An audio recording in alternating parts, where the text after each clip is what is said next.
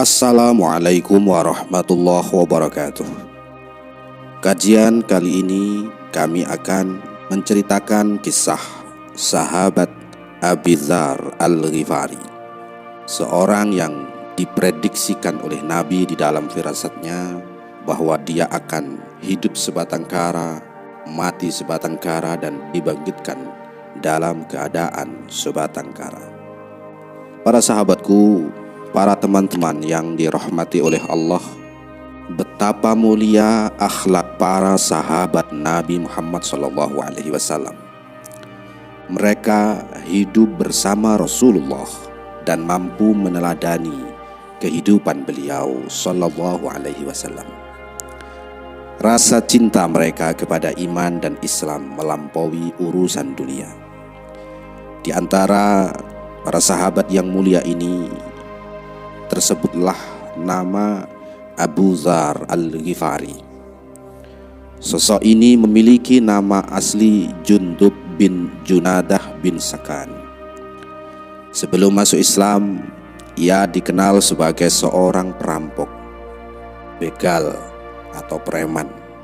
Maklum, kaum tempatnya lahir dan tumbuh besar menjadi penghidupan dengan cara merampok. Namun sejak kecil hingga remaja, Jundub cenderung pada kebenaran. Ia membenci praktik ritual penyembahan terhadap berhala-berhala. Karena itu, begitu mengetahui adanya seorang nabi di tengah bangsa Arab, ia pun langsung menuju ke kota yang dimaksud, di Mekah. Maka ia pun berjumpa dengan Rasulullah Muhammad SAW dan seketika menyatakan diri menjadi seorang muslim yang mukmin. Si Jundub alias Abi Dzar Al-Ghifari dengan setia mendampingi Rasul SAW baik di Mekah maupun Madinah. Sesudah Rasul wafat, Abi Dzar dikenal sebagai seorang yang alim dan menjalani kehidupan yang zuhud. Di masa tuanya, ia tinggal di sebuah kampung kecil bernama Arabazah, dan menjelang ajal menjemputnya, ia hanya didampingi istrinya yang menangis terseduh-seduh. "Apa yang kamu tangisi? Padahal maut itu pasti datang," tanya Abu Dzar. Istrinya menjawab, "Anda akan meninggal, tetapi kita tak punya sehelai kain pun untuk kafanmu." Mendengar jawaban itu, Abi Dzar hanya tersenyum, dan setelah itu ia meninggal dunia. Tidak lama kemudian datanglah serombongan mukminin yang dipimpin sahabat Abdullah bin Mas'ud.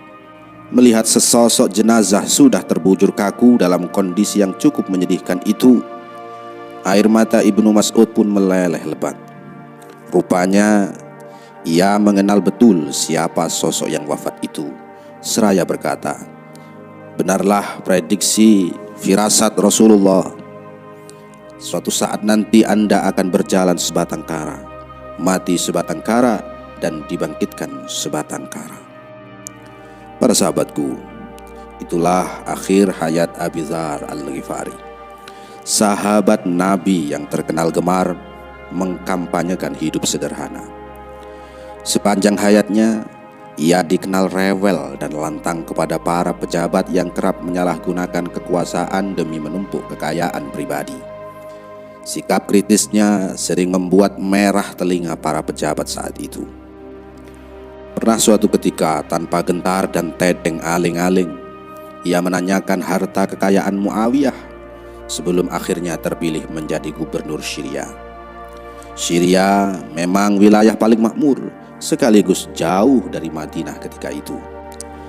Banyak para pejabat yang berlomba-lomba memiliki gedung dan tanah pertanian di sana. Maka sambil mengutip Al-Quran surah At-Taubah ayat 24-35, Abi Dzar kerap mengingatkan para pejabat yang bergelimang kemewahan, "Sampaikan kepada para penumpuk harta akan setrika api neraka."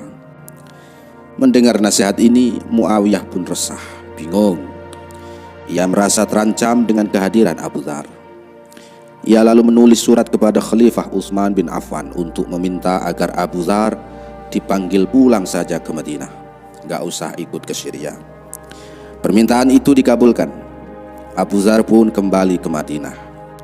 Di kota Nabi itu ia akhirnya dipinggirkan. Demikianlah nasib para pejuang yang lantang membela kebenaran dan kritis kepada penguasa memang selalu tragis. Sejarah mencatat, berupaya keras memperjuangkan nasib rakyat lemah sering berakhir dengan keadaan dikucilkan. Hidup seorang diri, mati seorang diri, dan kelak akan dibangkitkan seorang diri pula. Inilah nubuwah yang telah disampaikan Nabi Muhammad SAW perihal sahabatnya yang gemar hidup zuhud dan lugas itu. Demikianlah kisah ini, semoga menjadi kajian yang bermanfaat. Wallahu a'lam bishawab. Wassalamualaikum warahmatullahi wabarakatuh.